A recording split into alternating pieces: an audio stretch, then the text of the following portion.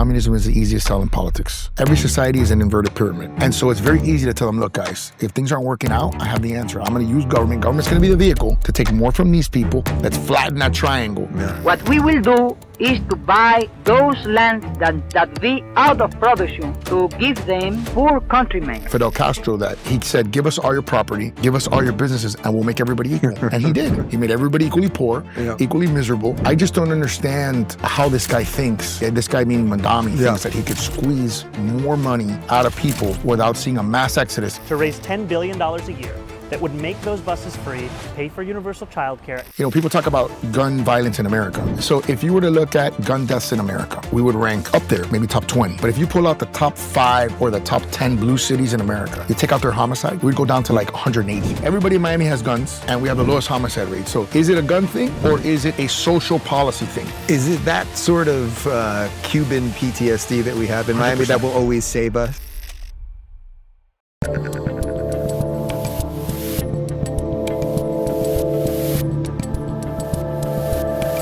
All right, Miami Mayor Francis Suarez. I should say outgoing Mayor Francis Suarez. We've done this many times before, sometimes digitally, sometimes on location in Miami, sometimes in this room. Right before we sat down, we agreed no jackets. No jackets. You could be retiring. This could be your retirement show right now. It's like a weekend thing, right? I'm very glad to have you. Everyone knows how I feel about the free state of Florida and this city in particular, which I think is the #1 city in this country. We're going to talk about all of the successes and all of those things. But your tenure is coming to an end. We'll talk a little bit about the upcoming election. Likely. Well, why don't we start with that? Sure. Why likely? Why likely? So the way it works in Miami, and not everywhere is like this, you have an election, which will be November 4th. Just like in New York, there'll be a November 4th election. And we'll talk about that, I'm sure. No doubt. And to win, you have to get 50% plus one. So what happens is there are probably half a dozen serious candidates. So the likelihood that someone reaches that 50% plus one threshold is very low. Yeah. So there will more likely be a runoff. The runoff will be in early December 8th. It takes a few days to certify the results. And then the new winner is sworn in 5 days after the certification. So when you do all the math, the likely first day for the new mayor, last day for me is, I think, noon on December 17th. So that's my arrivederci day, most likely. So in that you have had such a successful tenure here, and I know you love going through the numbers, so I'd love to hear some numbers about the economy and homelessness. I still tell people all the time that you literally once, I was live on air, I said something about I said something like we have 100 homeless people in Miami, and you texted me during the show and you gave me the actual number. Yeah. So I know we can do all that stuff. Sure. But as the tenure is ending here, there is another Suarez who's well known in this town who is running. That's right. But I'm a little surprised that we don't have somebody that everyone is like, oh, this is going to be the winner, in that we've had such a successful run with you. So what is going on here? Well, I think part of it is, if you look at historically in Miami, you've had a dynamic mayor, and then it's almost like the city needs to take a break from all the dynamism. Yeah. And then they hire someone who's not quite as dynamic. So my predecessor wasn't a super dynamic guy, wasn't particularly a visionary. His predecessor was a super dynamic guy. So we've sort of followed that pattern. It is a little bit worrisome to me as a lifelong Miamian, the first Miami-born mayor, that someone like us, we're about the same age, right? Doesn't feel that they either can or have the desire to run for office in what we both are agreeing, you just said, and I agree with you wholeheartedly, is the best city in America, and arguably one of the best cities in the world, in my opinion. And I have the numbers to prove it, of course. But really, it's a little bit of an indictment on politics as a whole. I think it's an indictment. We're talking a little bit off the air about the mainstream media and the character assassinations and sort of how they make it really difficult for good people to want to serve, right? Miami's unique. I get to work in the private sector, which is nice. But a lot of people are... For the record, I've only had a lawyer once in my life for one little thing about a year ago, and I'm sitting across from him right now, and we dealt with... And I think we dealt with it very quickly, Yes. And so I'm a professional, right? And so I actually think part of our great success is the fact that I can be a professional. And so I'm always tethered to the private sector. So I have a foot in the private sector, foot in the public sector, obviously always being careful to avoid conflicts and any ethical issues that may come up. But it's important. If you look at, the president of the United States, I think one of his main reasons for his success is how much time he spent in the private sector. Mm-hmm. He is not a prototypical politician, right? And I think we were talking off the air as well about how he has changed what it's like to be presidential, right? Presidential before, we would think Ronald Reagan, right? This guy who was the great communicator, buttoned up, always looking perfect, always saying the right thing. And I think we struggled sometimes at the beginning with Trump. I know I did, because he didn't fit that mold. I think what he has demonstrated, particularly now in the second term, but certainly in the first term as well, is that he has redefined what it means to be presidential. And he's done it by being a strong leader, by being a great negotiator, by being someone who is the most resilient person I've ever encountered. I've never seen a person more resilient, more under attack, more able to glance at the blows. I was in the White House a few weeks ago for the G20 announcement. I'm sure you're going to want to talk about that. And the way he manages the press, I mean, he's sitting in the Resolute desk. They're all there. And it's like an elementary school teacher with elementary school students. He's sitting there going, be quiet. Yeah. You're being disrespectful. Where are you from? And the guy's like, I'm from Australia. He goes, when the Australian delegation comes, I'm going to tell them you're a bad kid. You know what I mean? And it's funny, but it's true. No one has ever treated these people in the way that they treat other people, right? And I think he is, for the first time, redefining that. So going back to Miami, I think our residents are going to have a tough choice, right? They're going to have to pick the best of the bunch. And hopefully they do, because I think Miami is politician-proof, frankly. I really do. But a good... That sounds scary to me. You think it is politician-proof? I do at some level, right? I think Miami is such a resilient city. We're so dynamic. We have such a strong private sector, right? We have such a strong community that, government, most of the time I always say, I just don't want to screw things up, right, as government. I'm not trying to be the hero. I'm trying not to be the villain, right? And I think we've obviously been very successful with that. But I also think that what I've tried to do is redefine who we are as a city. And I do think a leader has that ability. And so we'll see who among the current crop can articulate that. So one of these guys has your last name, and he was mayor of Miami. And I assume you are voting for him. Your father, we're talking about, obviously. Yeah. So why in that you're Suarez, this thing has been so successful, he's a name here. I mean, why isn't he running away with this thing? Is all of this just a function of our success, that people aren't that interested in politics here because it's going so well? Something like that? I think first off, he was a great mayor in 1985 to 1980. He was the first Cuban mayor. I learned a tremendous amount from him. I am in part who I am because of my father. I think what makes it challenging is, politics is about fundraising. It's about a variety of things. And, my dad is kind of old school when it comes to that. He's the kind of guy that doesn't really believe in any of that stuff. And it's understandable. I mean, he ran and went door to door back in the 80s. He had 2 graduate degrees from Harvard. He's written like 11 books. He's an intellectual. So he's very idealistic in that sense. I wish sometimes you were a little more pragmatic, because I think to win elections nowadays, unfortunately, you have to, publicize yourself, raise money. And so I wish him the best. Obviously, I hope that he comes out on top. I think he's got a shot. But there's also a possibility that it could become, could go the other way, in terms of Republican-Democrat dynamic. Yeah. I mean, oh, really? You think a Democrat could end up? Yes. Really? Very possible. As far as we've come, and with all the success and all the new people voting the right way, really? Well, that's... And I think it's sad, that's because depressing. It is sad, because, again, in a vacuum of leadership, sometimes people will be left with choices that are not good. And I think, unfortunately, given a variety of circumstances, that may be what we're facing today in Miami.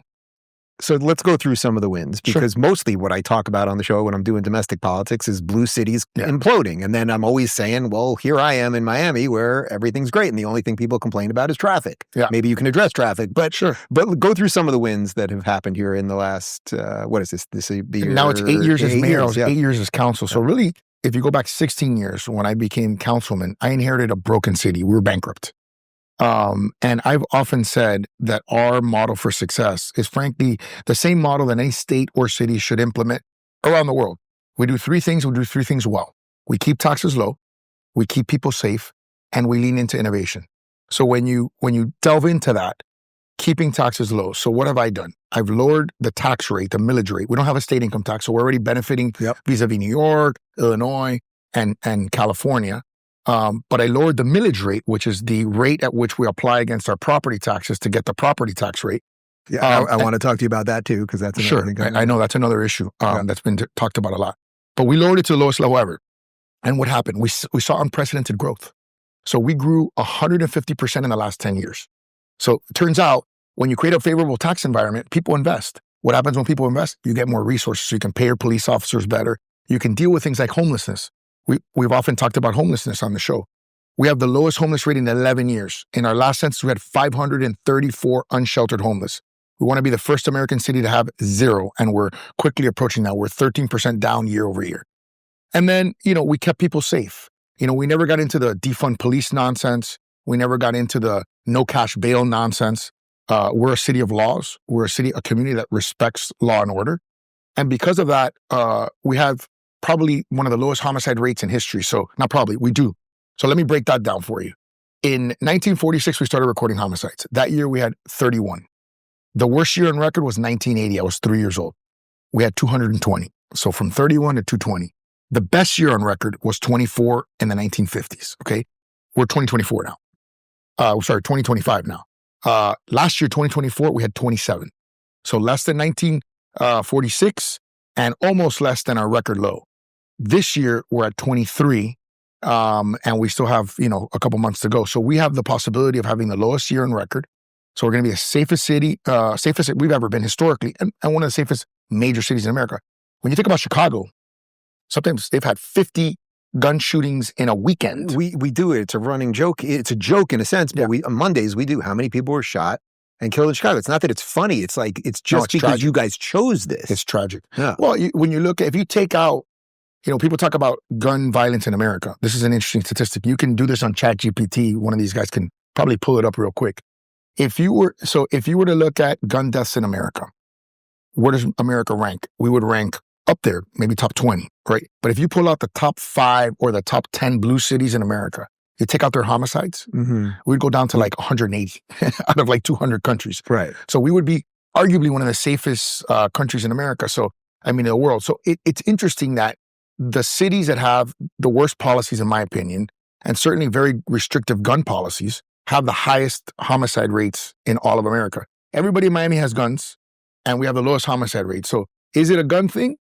Or is it a social policy thing? We have the lowest unemployment in America. We have the highest median wage growth in America. We were ranked the happiest city in America and the healthiest city in America. You're happy, you're healthy, you're working. I'm way happier and healthier here. It's true. What are you not doing? Yeah. You're not killing anybody, right? Yeah. If you're happy, you're healthy, and you're working, you're not hurting people. It's just a very basic principle. So at the height of sort of the BLM and the defund the police and all that stuff, were you under any pressure to go along with that kind of craziness? Look, I think what we did during that time was we let people express their First Amendment rights to protest under the condition that they not hurt anybody or not destroy any property. We had a zero tolerance policy for those things. But other than that, we respect the First Amendment. We want people to have the ability to say what they want to say in the public square.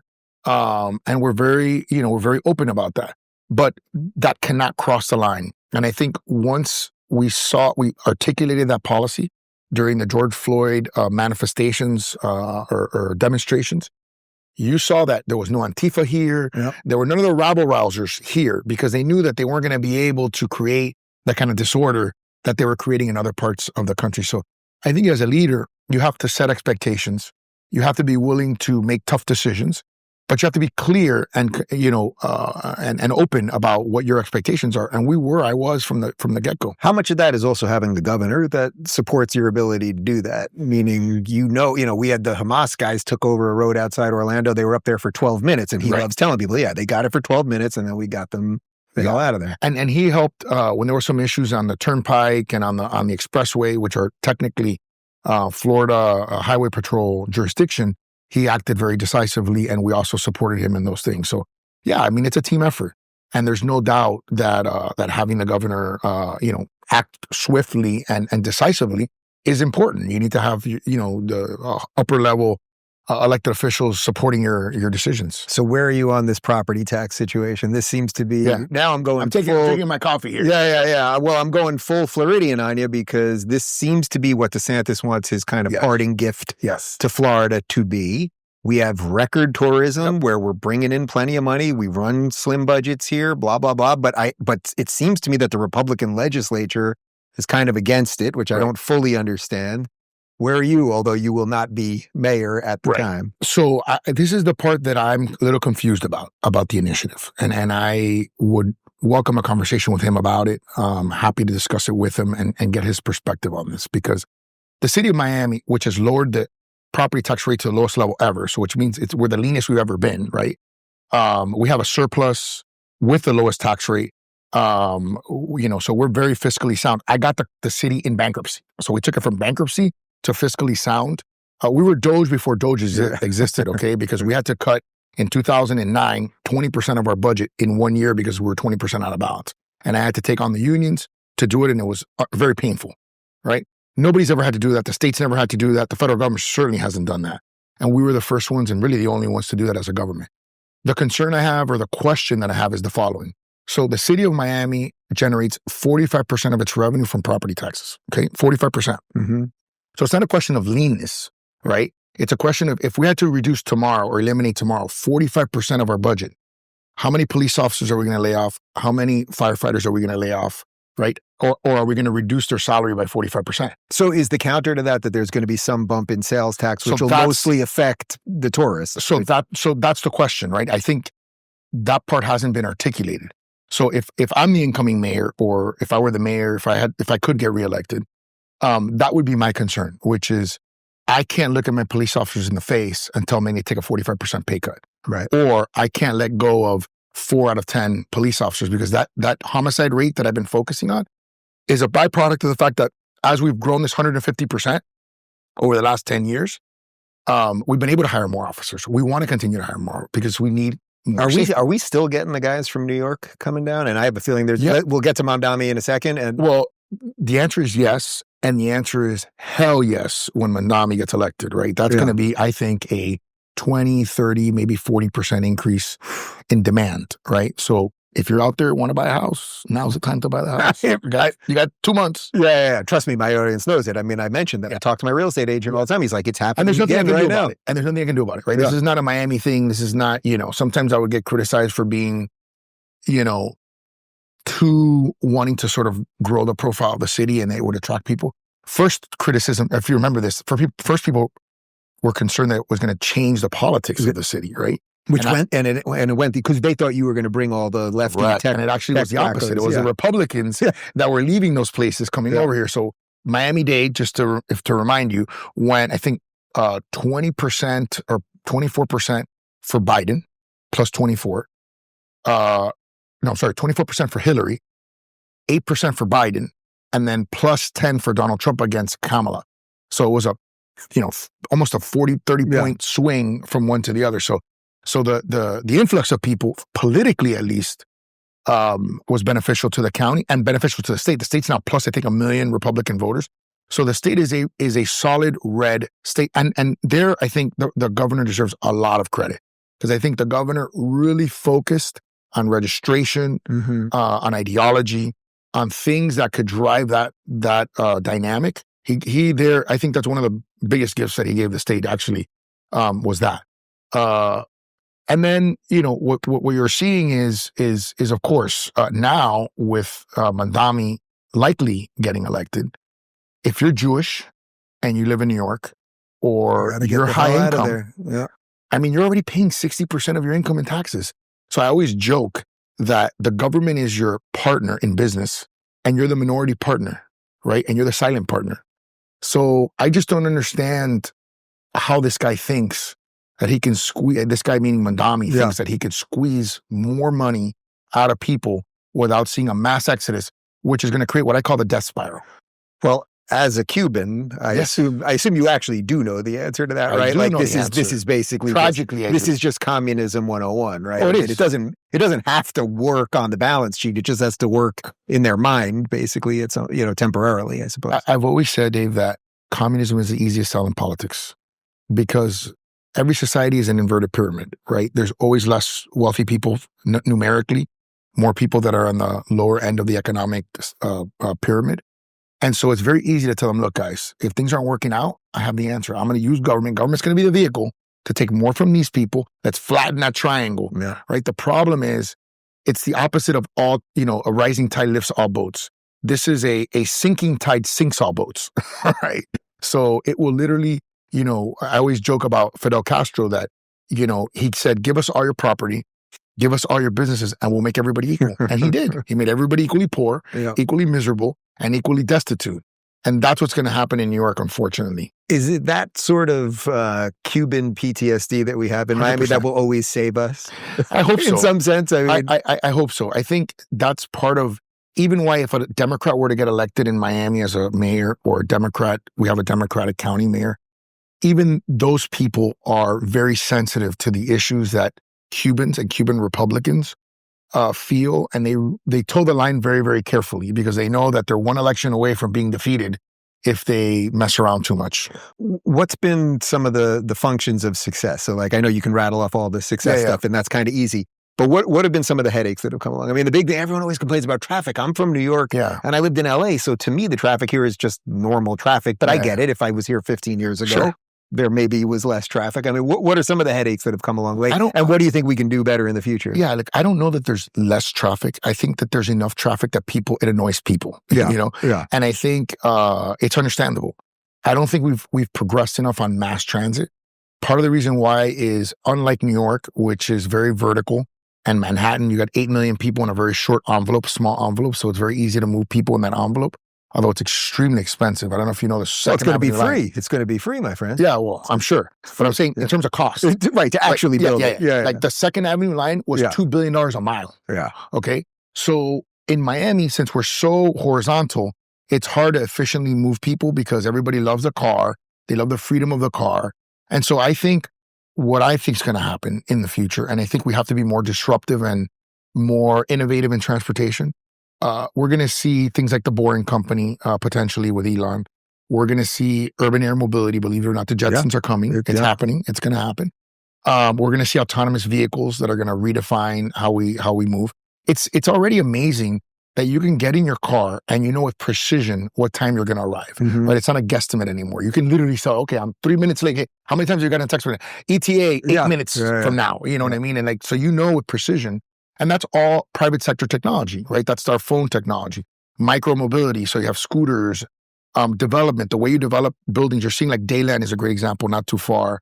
You have these little miniature cities that are walkable where you can live, work, and play in the same ecosystem. So I think all of that's going to help. Remote work is going to help. A lot of people work from home. I like to work from home personally. I'm just more efficient. I don't have to travel, right? I work out at home. I work at home, and then I don't have to go anywhere, right? And so for me, every minute counts, and every day I'm sure it does for you. So the less I have to move, the more efficient I am, regardless of whether traffic was good or not, right? Having to go to an an office, even if there's no traffic. There's a reason we're at my house right now. Exactly. I didn't want to say because I don't know if everybody knows. They know. Okay. We're your house, right? Yeah. So you're making my point. But the whole point is that let's assume perfect efficiency, right? You have to go a distance. Let's assume perfect efficiency. Let's say you could get in a thing, there's no traffic. You still have to go from point A to point B, and that takes time to come back, right? And you can only do a limited amount of things in the car to be efficient, right? In terms of work. So I think that phenomenon is going to help tremendously too. All right. So if we get some of the traffic out of the way and some of the tech takes over that problem, what else do you see as the problems right now? I mean, did the import of people create any unforeseen problems for you? Yeah, I did. I think one of them that's pretty obvious is housing affordability. Yeah. Right? Prices definitely have gone up. There's no doubt about it. It makes it harder for Miamians, natives, to compete with people from New York that have been accustomed to a much more expensive cost of living. For them, paying, a few $1 million for a house is a bargain. Yeah. for us, it's like, whoa, that's like a big deal. Right? And by the way, that's another argument for getting rid of property taxes, because it's the OG Floridians who are paying the price of everything that's and again, I'm not against getting rid of property taxes. Yeah. My only question is not even. I'm going to ask DeSantis, and then we're going to send you the clip. I am 100%. Right. Where are the offsets? Or what I think I've heard also people say is you can do it like for people that are homestead as opposed to like renters. Again, that's probably marginal in terms of like the hit to a city. That might only hit us 20% of our budget or 10% of our budget. I still think you got to figure out, or is it like, hey, just figure it out like on your own? You got to figure out how to do it. And I think, the concern will be, again, you know what I mean? How do we pay our officers? How do we pay our firefighters? That's what I would want to know. So what can we do about the affordability issue? Because it is an issue. I mean, we still know tons of people are coming down here. The house prices are bananas. Yeah. I think there's a few things. I think one is we can build affordable housing, not in the old way, which was like, it looked like an insane asylum, with the, public housing, right? That you would see in New York and even some here in Miami. We do public-private partnerships. We have built about 4,000 units in my mayoralty, and we have about 2,000 in the pipeline right now. So we're building about 6,000. And how do you make sure people don't get trapped there? Because that's always the thing, especially people on our side of the aisle. You hear affordable housing and you immediately are like, all right, now we're just doing what the Democrats do. There's no doubt that that's a concern, right? Because if the idea is you're going to go there because it's inexpensive and you're not going to use it as a stepping stone to the next point of prosperity in your life, then it certainly can be a trap for you. There's no doubt about it. I think the second part is, but how do you deal with that? I mean, I think we have to continue to create educational opportunities for people to be able to do better, right? I think one role that government absolutely has is in education. And the governor will tell you that, anybody will tell you that. We are focusing a lot, we in Miami, and I have as mayor, I've done things that nobody else has ever done. I'll tell you what we've done. Kindergarten savings accounts. So we funded savings accounts for kindergartners, and we taught them in the public schools financial literacy and their parents financial literacy, so they learn how to save money, so that they get out of this sort of cycle of desperation, if you will, right? We did a tech charter school, high school, with Miami-Dade Community College called MIA, the initials of Miami, Miami Innovation Academy. So it's an innovation tech charter school. We created 2 scholarships, mostly privately funded, right? I went out there and raised the money privately. But if you're first in your family to go to college, or you want to get a STEM degree, and you're a Pell Grant recipient, which means you're someone of low means, we pick up the balance. We pick up the rest. So it's a scholarship from the city. Nobody's ever done that. I don't know anybody's doing that in the country, to be frank. And so we're giving people an opportunity to get out of, the situation. We also do a lot of vocational training type stuff. We have coding boot camps and things like that we've supported. I've even done initiatives for 5,000 role models with Bitcoin. I'm big into crypto. I was actually looking at something on Twitter the other day, on X, I guess, where we had done something 2 years ago where we gave kids $100 of Bitcoin at $30,000. Oh man! So now it's 4x, right? It's 400% increase. Yeah. So all those kids from predominantly underprivileged neighborhoods in our community have learned about digital assets. So we've tried to do a lot of things that are outside the box to try to whet the appetite of ambition, and not say, hey, we're going to settle for affordable housing, or that's the goal. The goal is not affordable housing. The goal is affordable housing to make sure people can, if you're a teacher, you're a doctor, if you're a teacher, you're a nurse, you're a police officer, and maybe you can't live in the city. Most of them can't live in the city, can't afford to live in the city. Maybe that's an opportunity to do that. Those are professions that are capped in terms of salary. So you need something that they can afford. But other than that, I think it's educational pathways, and it's also creating an economy. We have the highest median wage growth. So we're bringing companies that hopefully can hire Miamians at a high level. You are here. Yeah. You have a staff. Yeah. These people were not hired before you were here. And I know because, we've had an employee that worked for you who's phenomenal. Yeah. Right? And this is super talented people. Right. And you're giving people opportunities to work, make money, and live in this community. So thank you for that. Well, speaking of my guys, so all right, traffic. Okay, we talked about that. Yeah. Affordability, also important to everybody in this room. Now I got one that I know is not really under your purview, but I'm curious what your thoughts are. What is going on with our airport? It's the only thing in this town that everybody's like, why do we have the greatest city in America? I really believe that. And our airport is like, it's just third rate. It's third rate. Yeah.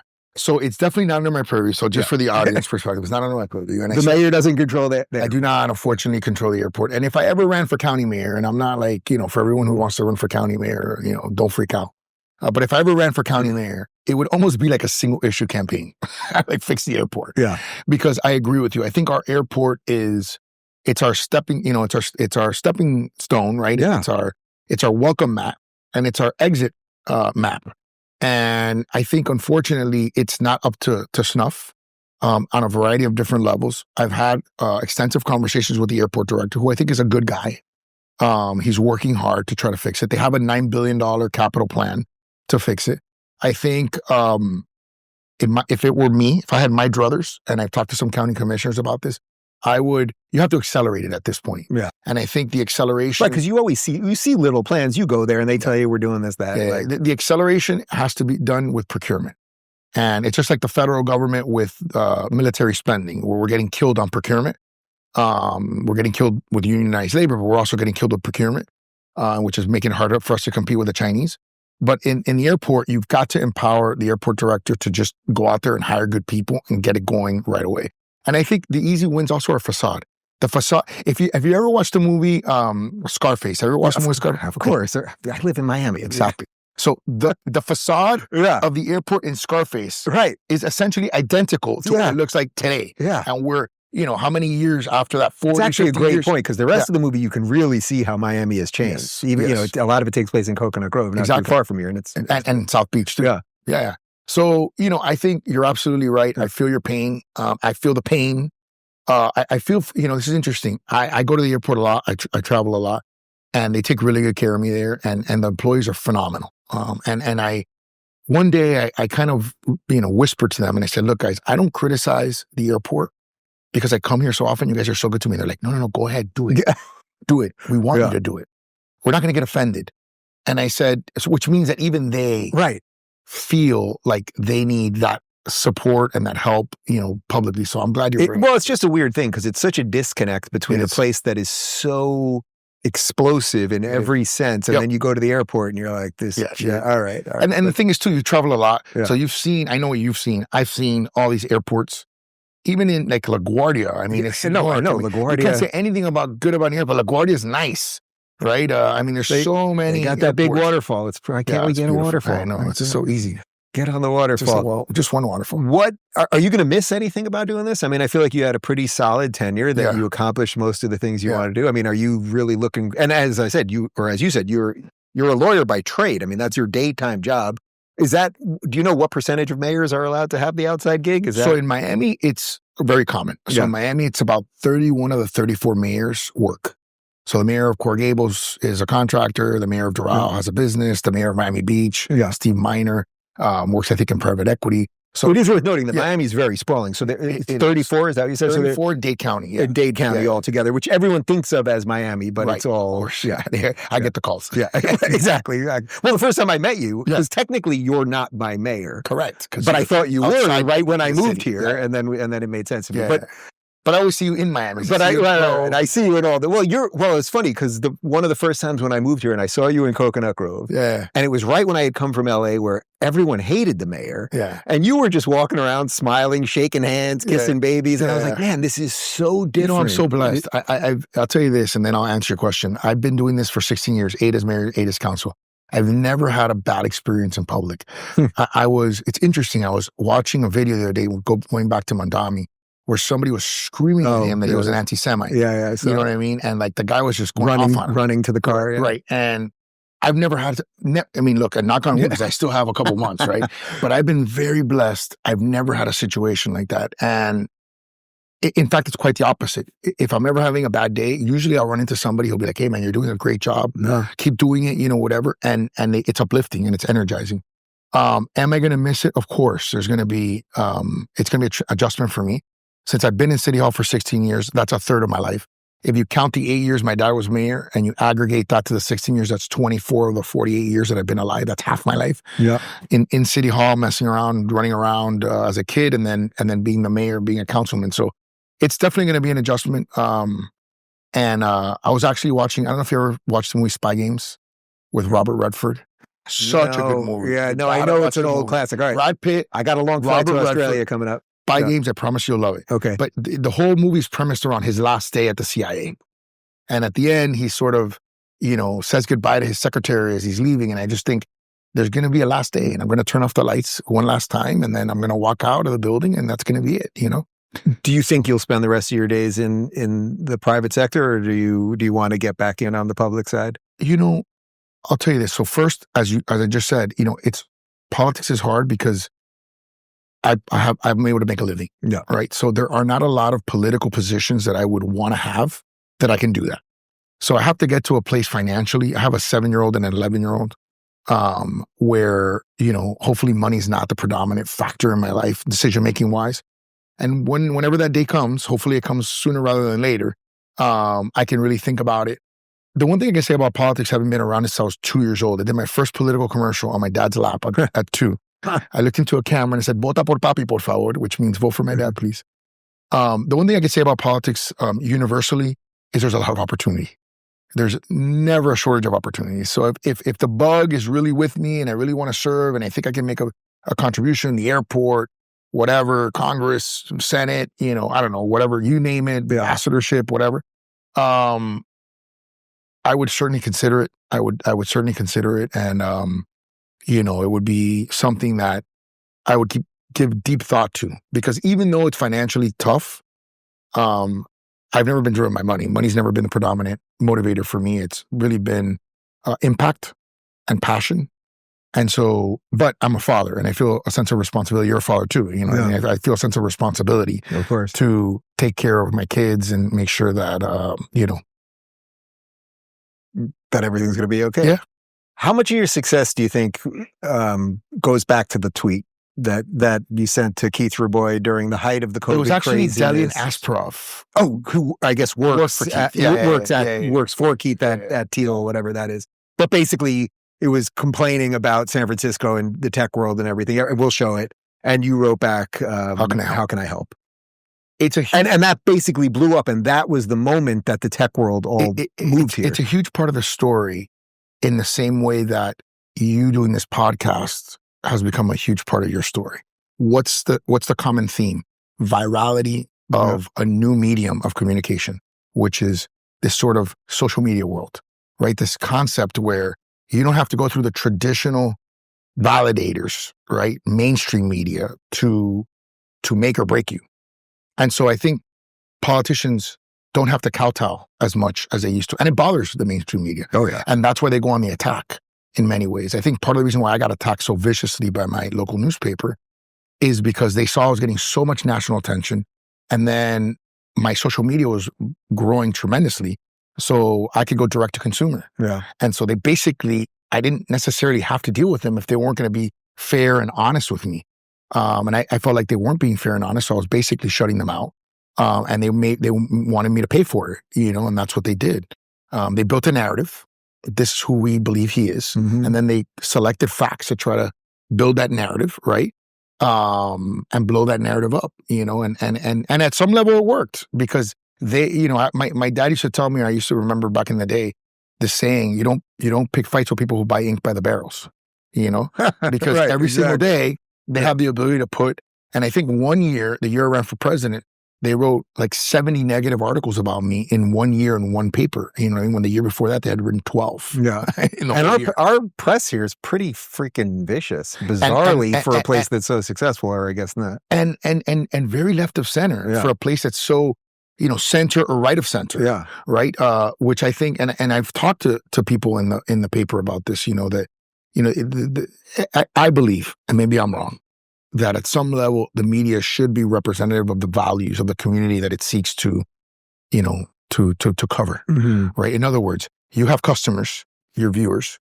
I have clients, my residents, right? They're my boss, and I have to serve them. I don't serve myself. I don't serve my own ideas. I serve them.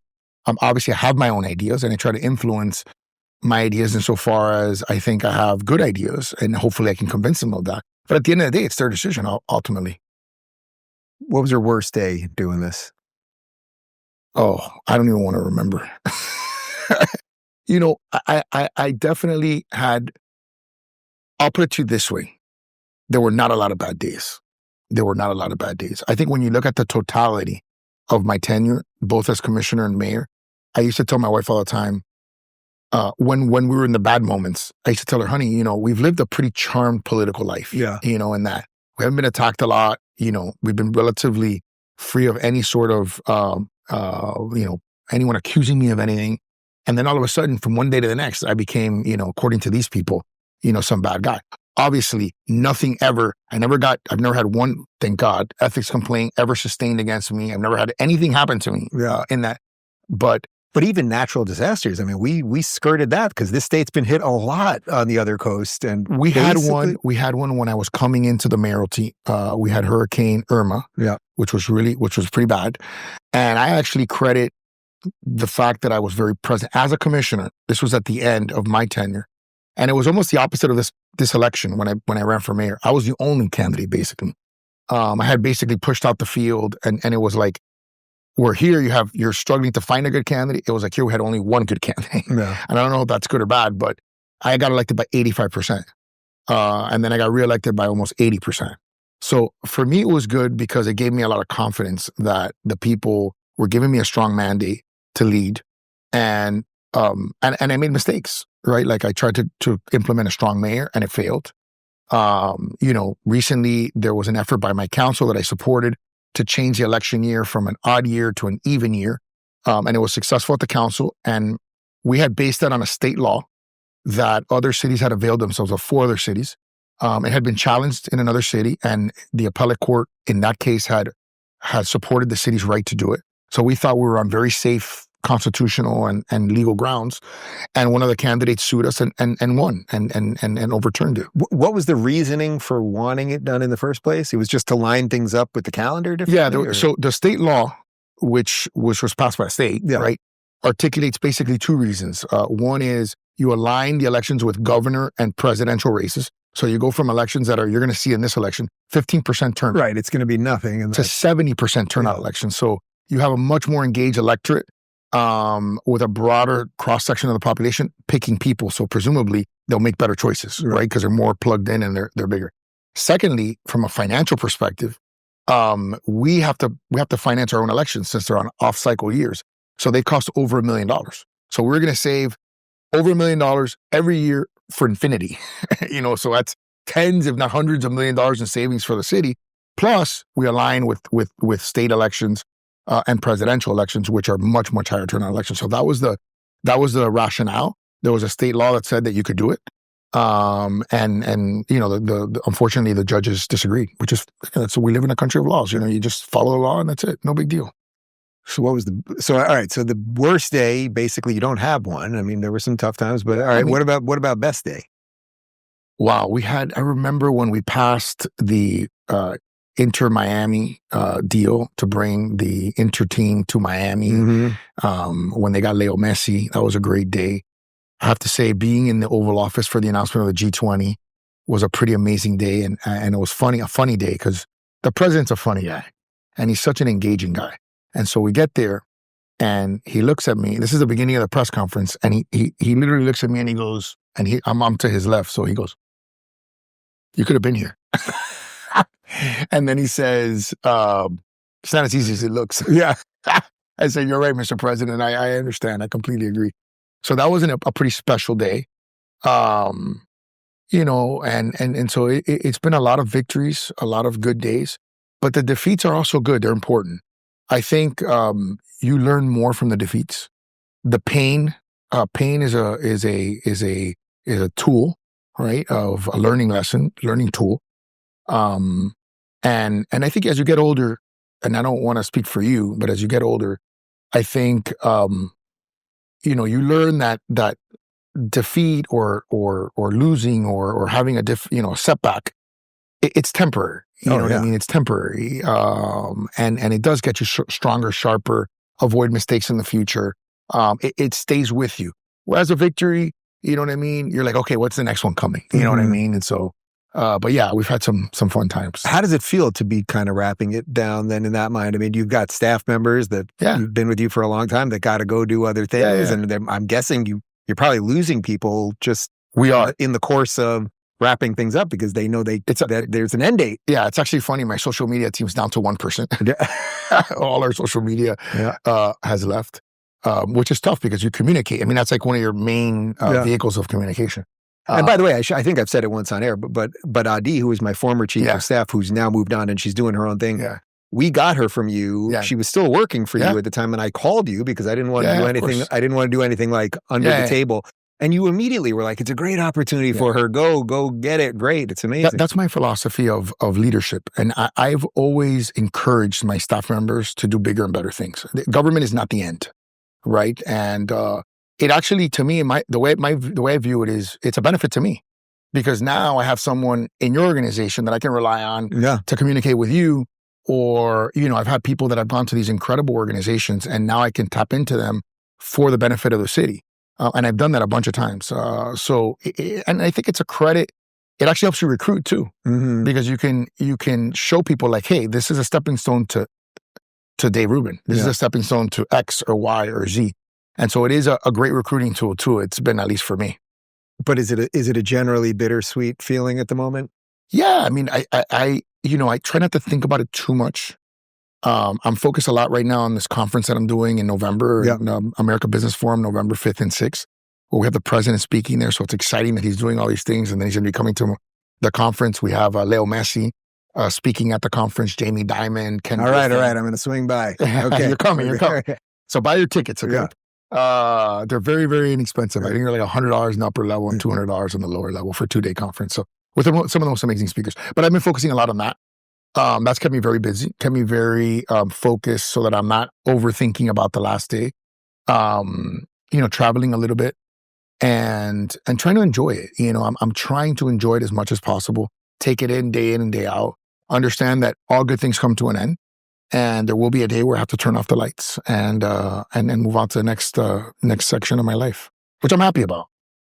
I think we've done it all here, right? We have done it all. We've kind of done it all. Like the city, regardless of what happens with this election, it feels to me like the city's in good shape. I need to research the candidates a little more. Yeah. There's a Suarez involved, but we've done something, and I mean I really do mean it. You can feel it in Florida. Yeah. People really do have a feeling like we are invested in what's going on here. So it's a beautiful thing. The charter calls me the chief executive officer, but I've often thought of myself as the chief ecosystem officer. And I think when you say we, it is we. It's the ecosystem that is us. I can only be as successful as you are. And we can only be as successful as we both are. And, you've got to be able to pick up the phone and say, hey, man, I need you for this. And I've got to be able to say yes and follow through and vice versa. So I do think it's been a we thing. As greater Miamians have come here, as our Miamians have stayed, because a big issue is, I call it the boomerang effect. We've had a lot of Miamians come back. Miamians that were in Boston, if you were in, if you're in biotech, or New York, if you're in finance, or DC, if you're in politics, or, California, if you're in tech, come back to Miami. So we've had a big boomerang and I've had parents all over the place tell me, we're so grateful to you because you made it possible for my child to come back home. Yeah. So that's been a big part of the story. But now we got these snowbirds who won't leave. I mean, we're getting a lot of Canadians who I'm pretty sure are doing something illegal here because they just don't want to go back anymore. We're getting them from everywhere. That's it, my friend. Everywhere. Thank you, Great brother. job. It's great, man. Great to be with you. If you're craving more honest and thoughtful conversations about politics, check out our politics playlist right here. And if you don't want to miss any future videos, make sure to subscribe and hit that notification bell.